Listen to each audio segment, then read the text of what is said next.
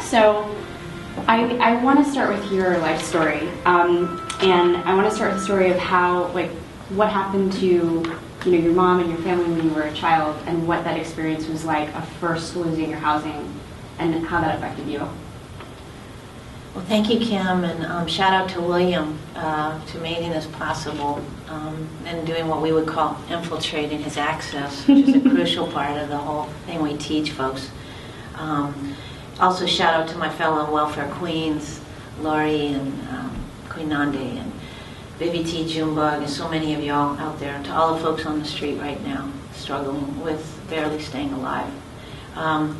Shout out to the Mwekma people of this land, upon whose land we're humbly standing, the ancestors of First Nations, and to my Mama D, for without whom there would be no me. I start with that prayer, and then I say that I am a poverty scholar, that houseless mama, that houseless daughter. I am a poverty scholar. All the people you don't want to be, never want to see, look away from me. What you going to do, arrest me? I'm in your city.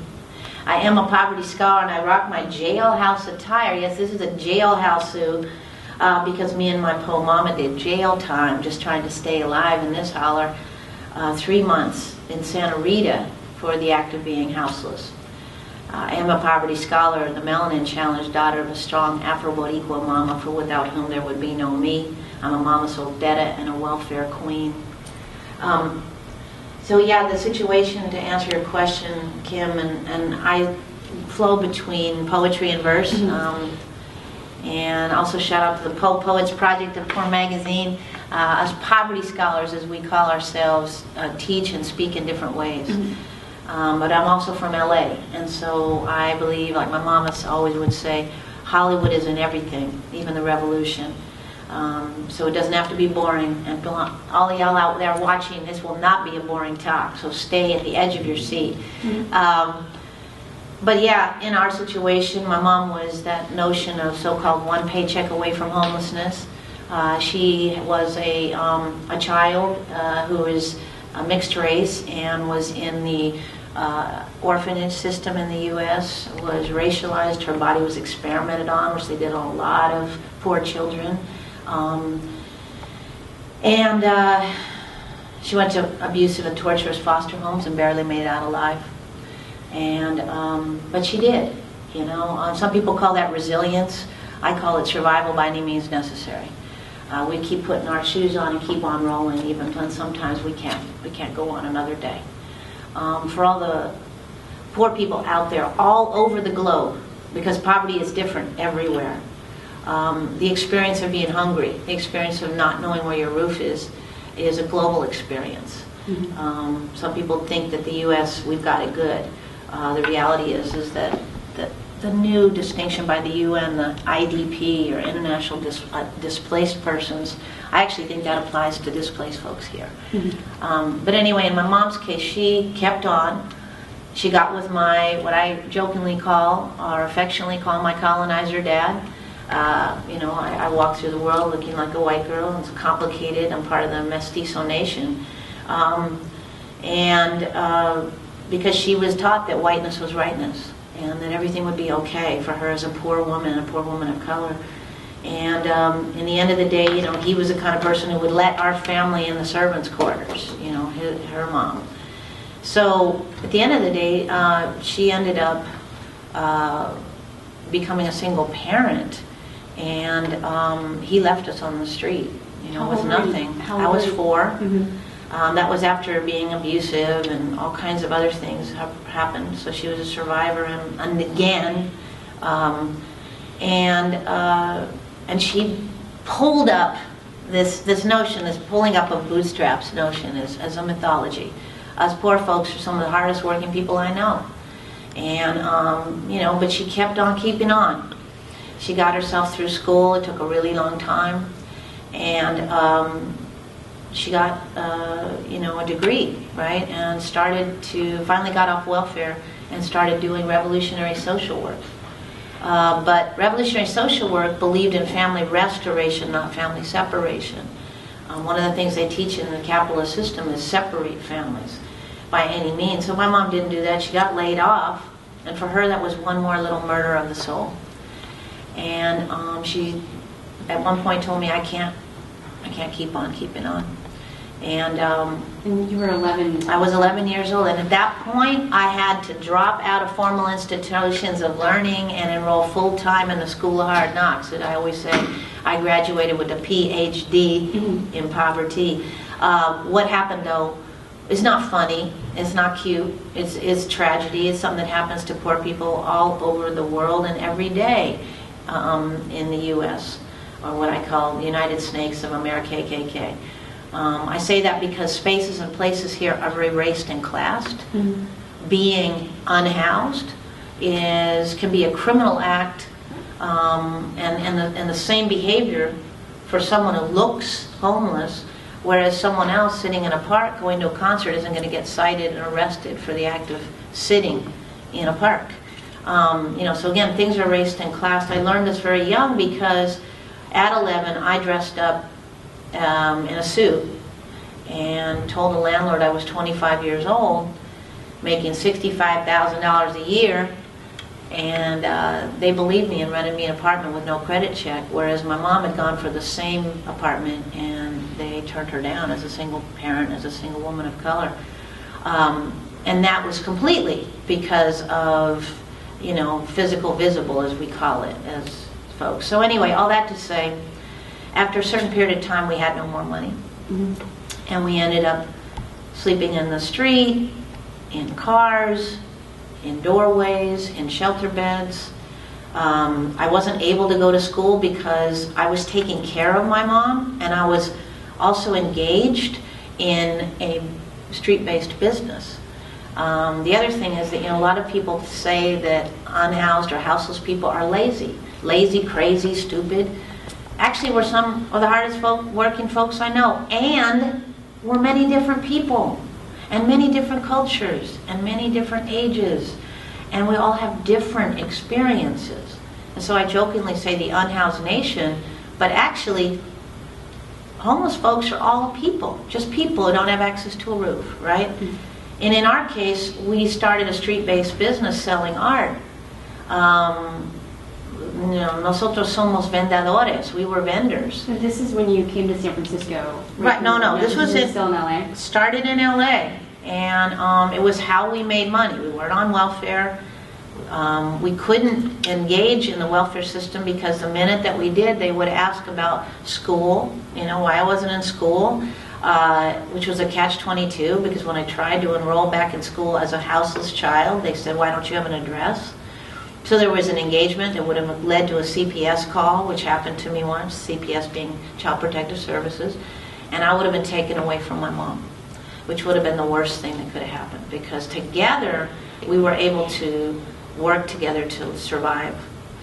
Maybe not thrive, but stay together. And so we sold art on the street, and I worked sometimes 13 and 14-hour days. Now, people, again, assume that that's only in a global South experience, right? But that actually happens here all the time. There's low-income families working, engaged in micro-business.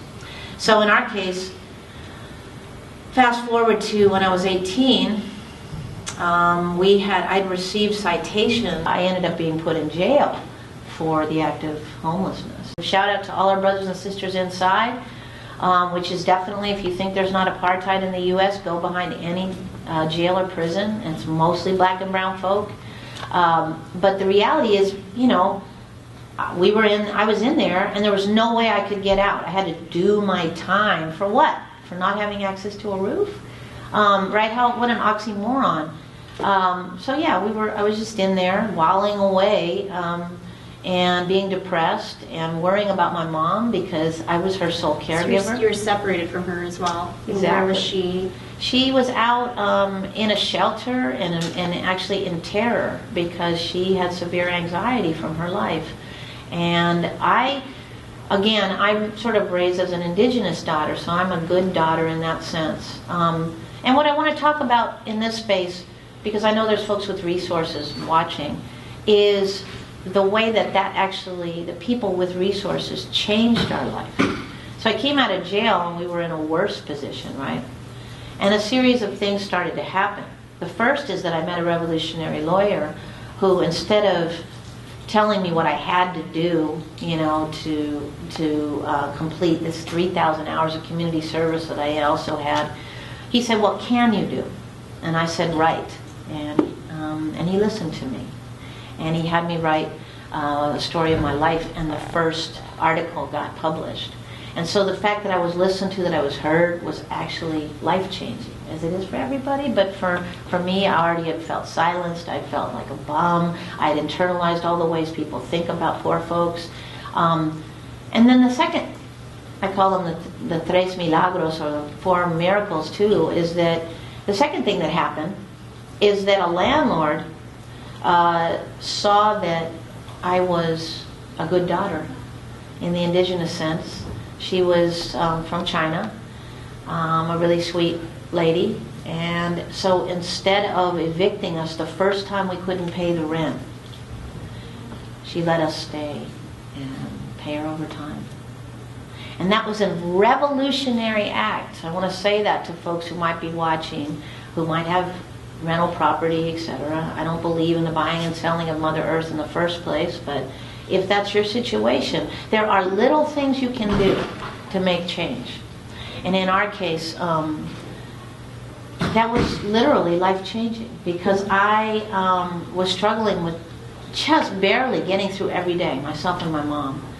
And the trauma of our life got so serious that it led to almost not being able to function. And how old were you then? At that, I was 18, 19, right in that time.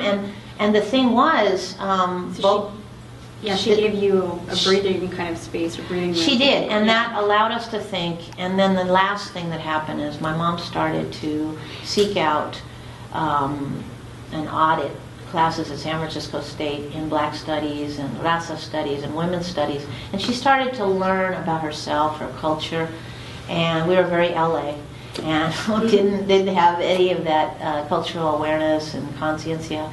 And that helped shift our consciousness and realize and help us connect the dots between single women and single parents in poverty all over the globe, and that we were connected.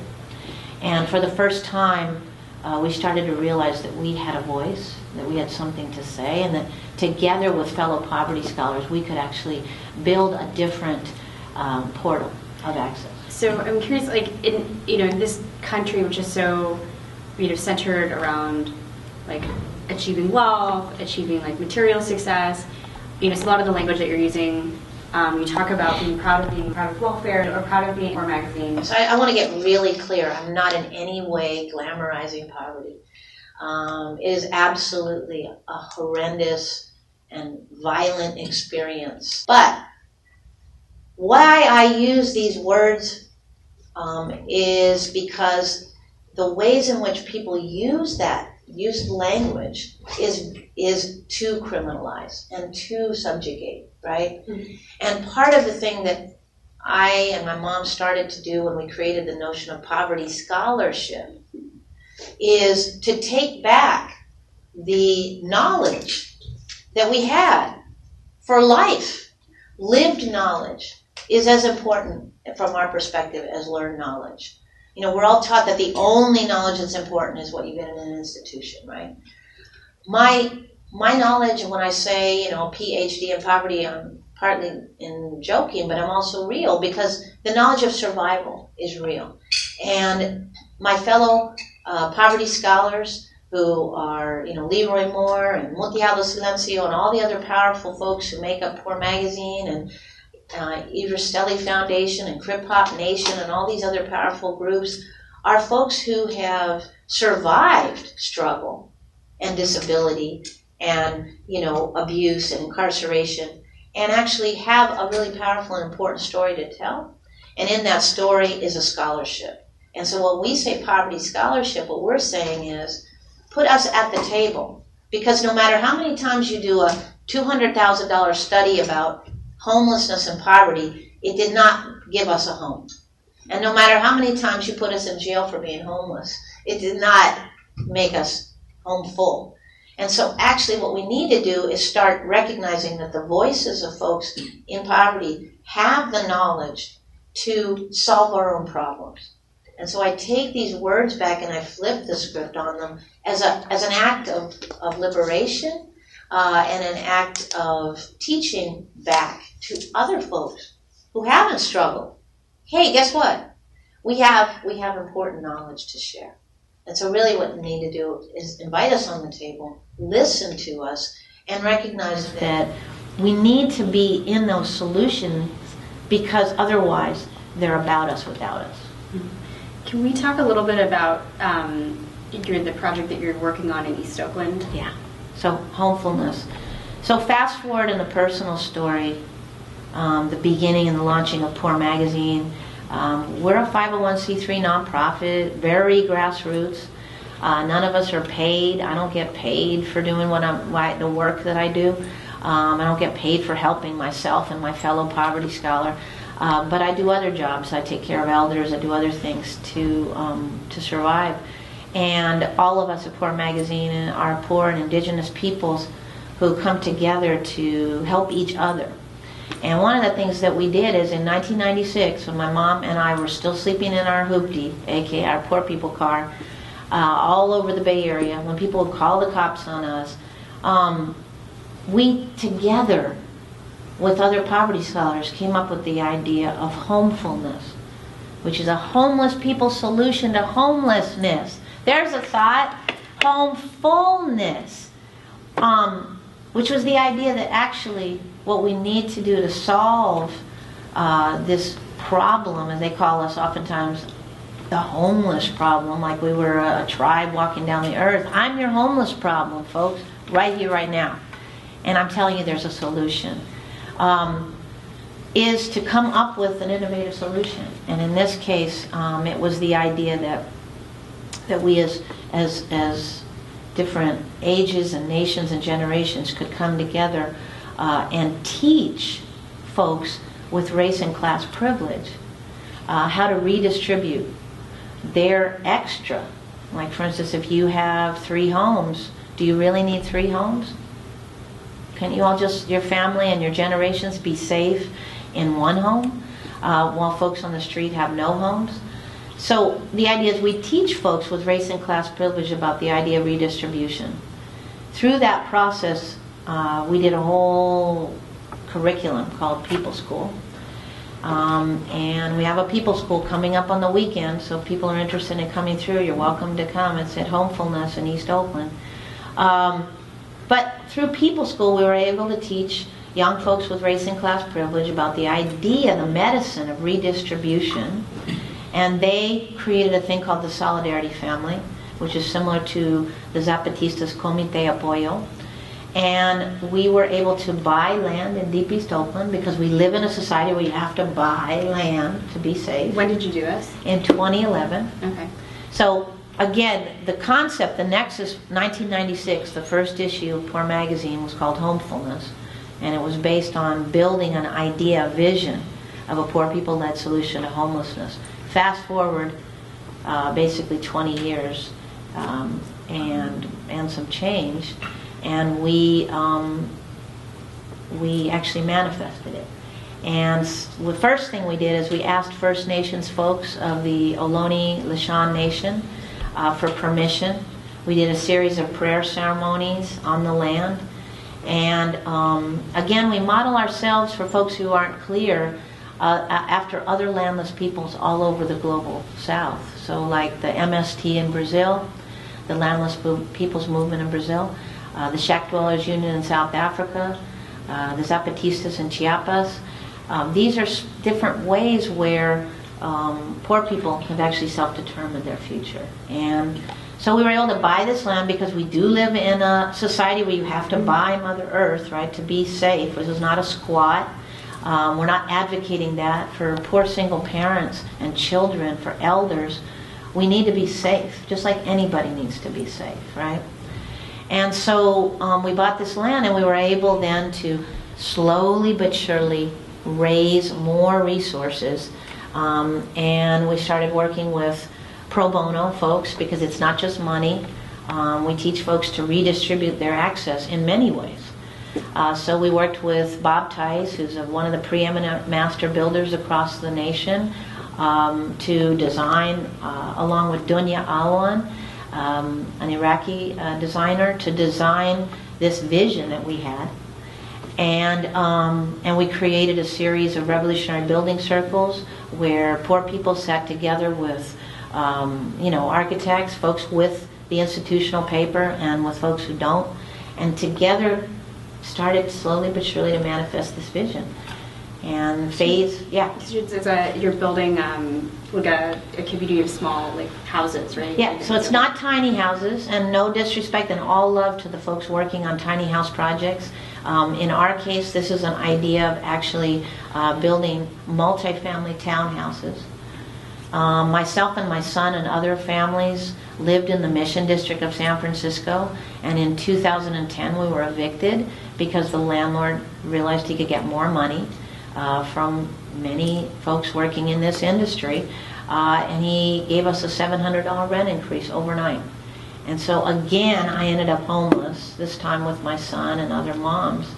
And so what we were trying to do is actually build a direct solution to our current situation, and a long-term solution to other families. We're also, in the vision, is the sliding scale cafe, which is that you eat healthy organic food that helps us out of all these illnesses that a lot of poor folks get. A school, a liberation school, community gardens. And as of 2011, we started that. We're now at phase 4, which is that we framed 4 townhouses that will house their multifamily units.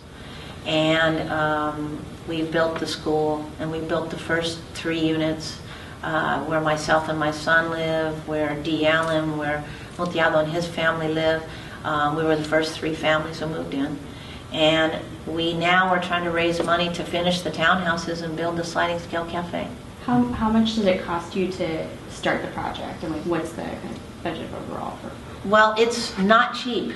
One of the scary things that we found out is that building for poor people is really hard because the permits involved, just like a hilarious number to throw at you guys, we had to pay $8,000 for the permits for 20 toilets. Just the permits, not the toilets, not the plumbing, not the sewer. And again, these are no big deal for people who are, housing, right? I call them developers, but I'm going to say there's conscious developers out there too. And I flipped the script on a lot of this language. I say that because a lot of these multi-billion-dollar housing projects are, claim that they're affordable, and they're not for poor people. They get a lot of grants, and they are not for poor people. They have credit checks that make it impossible to get in. They have money involved that none of us have access to. But in our case, homefulness, we don't charge rent. It's only this society that teaches this cult of independence that says, I'm okay. And as long as I'm okay, I can practice what I call the violent act of looking away.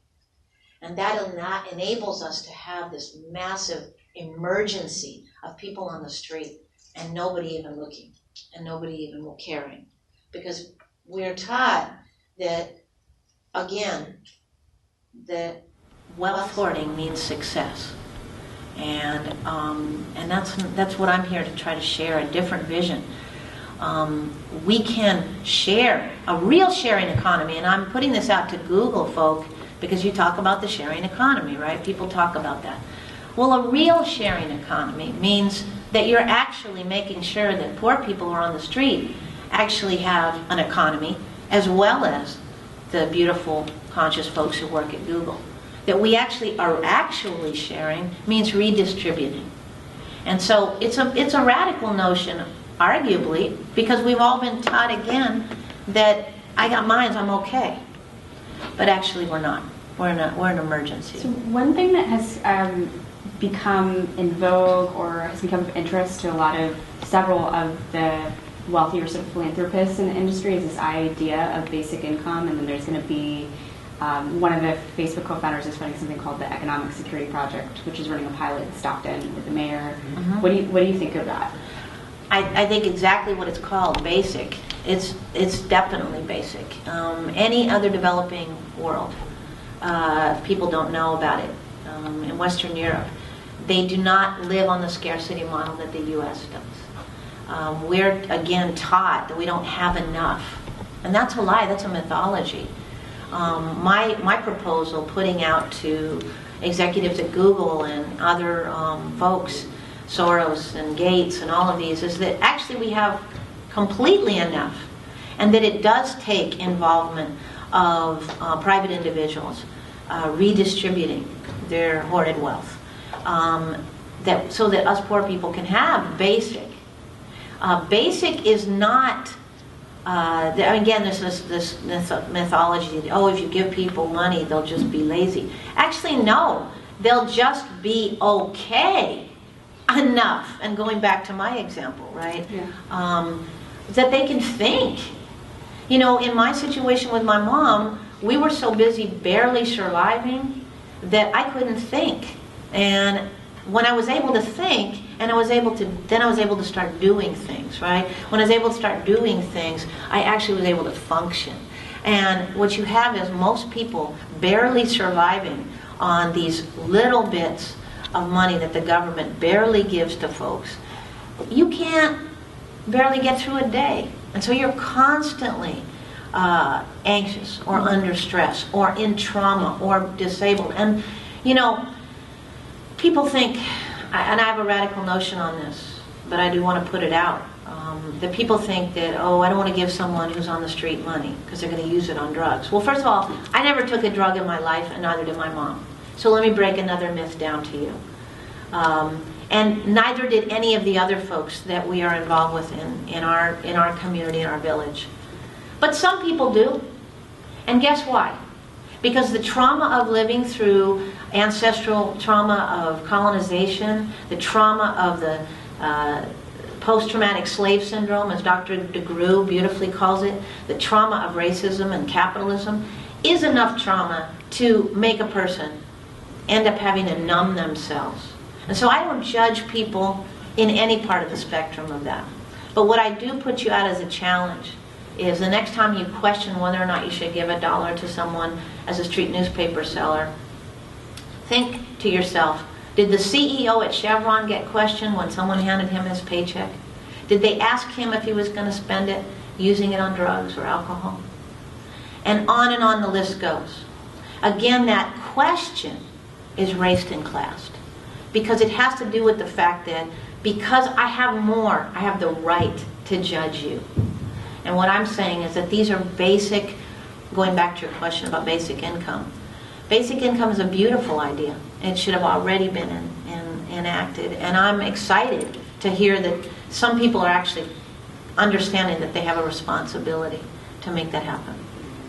Just going back, for those of you who don't know this, or some of you aren't even from here, and that's okay, it's all beautiful. But this land is all indigenous territory, right? It's in this part of the Bay Area, it's Mobwekma territory. And so one of the things that we practice, I don't say anything that I don't practice, in this model of homefulness, is the idea that we need to be redistributing to First Nations folks at all times. So a shout out to the Sigorte Land Trust, Indian People Organizing for Change. It's a Native women-run land trust that's actually talking about getting back land for their own ceremony. We asked them permission before we started Homefulness in Deep East Oakland, which is an intentionally blighted Poor People community, but it's also Ohlone land, Lashawn land, and it is the village of Huichin. San Francisco is the village of Yalamu. And now as we are engaged in actually going forward with the Stolen Land Tour, it's just to bring awareness to people about the fact that First Nations folks... Where do you read, or where do you get the history of, which Native American tribe lived where? Well, there's a lot of different... I would always urge people to check out Howard Zinn's, The People's History of the United States. Roxanne Dunbar Ortiz just put out a book Indigenous people's history of the United States.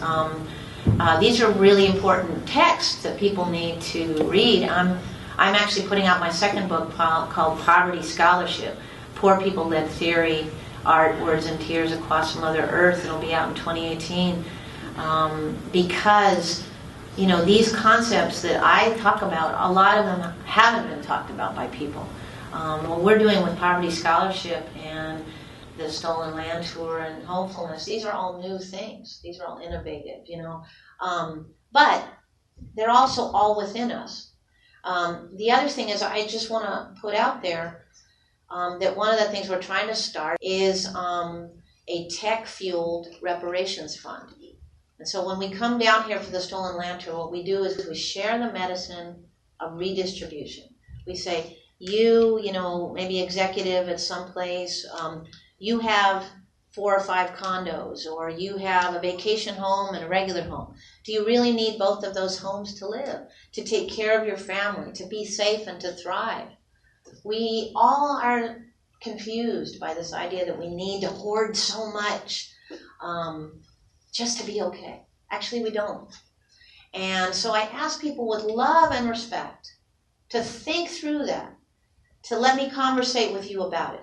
And let's talk about the idea of redistribution and to realize that we actually all have enough, and that those of us who don't have any need to actually get some of that redistributed wealth, because it's also rooted in this notion of interdependence. So I have a question, so within the industry itself, there's inequality between people who work in the industry and people who don't work in the industry. There's inequality between companies in the industry. Like a company like Google is much larger and much more profitable than a company just starting out. And then there's inequality between, say, the founders of a company and the first employees, and then the first employees and the 100th employees. Right. So there's a whole range there. So you know, let's say for the executive level, you're making this contract, you have 5 condos, you don't need 5 condos.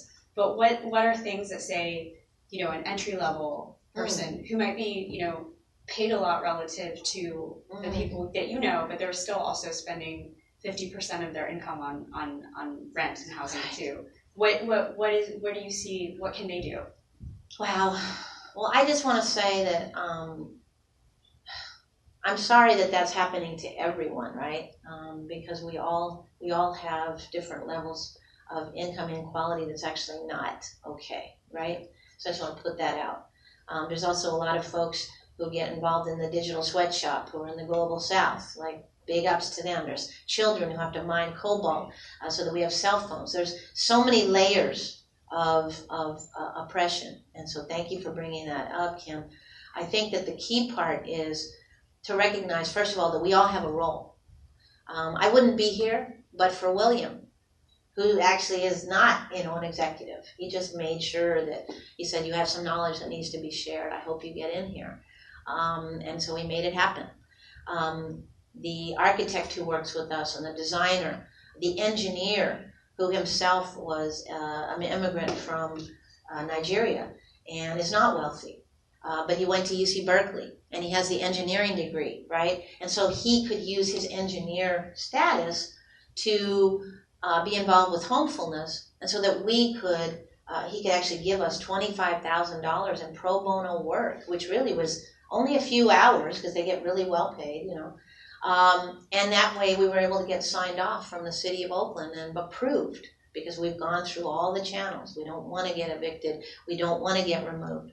So how can an entry-level person, well, it's in many ways. Possibly it's just in the consciousness. Joining us in the Stolen Land Tour. Tweeting out the information you heard today. Checking into what Homefulness is. Sharing this information, right? Poor Magazine is on all the digital streets. Facebook, Instagram, Snapchat, all those. Becoming Our Friend.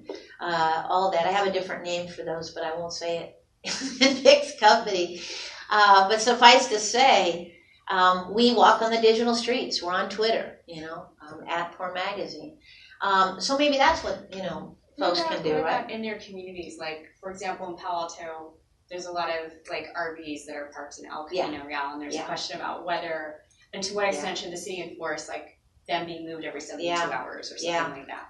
Well, I wanna do a shout out to Serve the People, who's working in San Jose right now, and I think who did a protest here yesterday, because there are people being currently facing removal, eviction, and gentrification because of Google.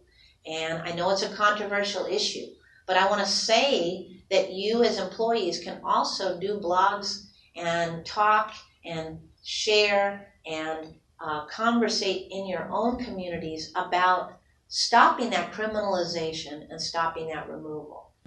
There's a very interesting conversation about how do you work in these large industries and not take part in the removal. I think one of the ways, frankly, is by relationship building. So for instance, in the RVs that are getting criminalized and cited and harassed, you can make you can actually begin a conversation, first of all, with the RV dwellers. They're humans, we're humans. Second of all, you could join some of those protests. And third of all, you could actually communicate with your city legislators. You live in cities, folks. You may feel like you're not really here very long because you're only here for this job or on a visa or whatever, but you live here. And so you have power. And not power because you have all this wealth or whatever, but power because your voice matters. If you're in this industry and you're working in this place and you as a Google employee do something, believe it or not, your voice is more important than us protesting or speaking to the mayor or fighting for decriminalization. Your voice matters more than ours. And when we talk about sharing resources, one of the things that we talk about is that the resources of your own humanity matter. So, and then going down to really small things, stop questioning somebody who's asking you for $1. You know, redistribution can happen on many different tiers. It also can happen, and I don't have to tell any of the indigenous Googlers who might come from other global South nations, to care for your own families. Don't forget who you are. Don't forget who you came from. My child's here. I lived with my mom till the day she transitioned. I didn't buy into the capitalist notion of the separation nation. Take care of your elders. Don't forget who you are. Don't forget that you're good daughters and sons. And remember that they are the ones who first taught you. And so, again, redistribution and reparations can happen in many ways and in many places. As far as San Francisco, we are actually in a crisis and an emergency in both Oakland, San Francisco, and San Jose. There was a 100-year-old black elder, Iris Canada, Ibaye, who died because she was evicted. She was evicted because the landlord sold her building to folks who had more money. So what can you do about that? That's a very interesting process and project, and I think that comes down to Google itself. Like, I was really shocked when I came on this Google campus. I'm wondering why there isn't more housing built for y'all here. I heard this story I heard this story 4 years ago, and I was complaining that the city had zoned for 30,000 or 45,000 jobs and no housing. Right. And then the November after that happened, right, the entire city council was flipped over, and then the person who is now mayor is a guy in his, I want to say he's in his 60s or something, but he's raised here as a child, his children and grandchildren can't live near him. And so he turned the city council, and they eventually got to a place where they were approving potentially 10,000 units near here. Beautiful. So it was a 3 or 4 year long process. Beautiful. But it's moving and it's happening. That's the whole thing, and it's sad that it had to happen after, right? But arguably, as you guys go forward, the other thing to realize is that, I hate to say it, but if you're making big salaries here, and you, by default, are involved in the removal of poor folks, I would say back to you that you actually have a responsibility for community reparations. What does that look like? It can be many things. And so as an invitation to, Google employees to come through to People School at Poor Magazine, We're trying to, but what I will tell you, straight examples, is we started the Bank of Community Reparations. It's not an actual bank. It's just a fund. It's a very grassroots fund. And what it does is we're trying to actually launch other homefulness projects, one in South Bay, folks down here, one in Los Angeles, and 2 in Oakland. There's a Black elder-led breakfast program modeled after the Black Panther breakfast program that's being evicted because there's too many, basically, sadly to say, young folks with race and class privilege moving into the neighborhood. So now their church where they hold the program doesn't even want to have them here and is selling the building, right? So we're trying to start. It's called Manna from Heaven. Brahms Martial Arts, a Black-led martial arts studio in Oakland that has saved lives of children, is facing eviction because, again, of gentrification. So what we're trying to do is redistribute, to have folks help redistribute so that these folks can buy their own buildings and actually stay here. And even if your ability to redistribute or share is just an idea, please do that, because that's how we make a change. We can't keep just looking to what I call politricksters, and no disrespect to the conscious mayor and to conscious folks in legislative offices. But what I often say is politricksters are just a trick. And, I'm not saved by another grant that's done that barely gives my family or my folks help. What I need is that liberated indigenous land that perhaps has to be bought so that we as poor people and as homeless people can build our own self-determination. Thank you.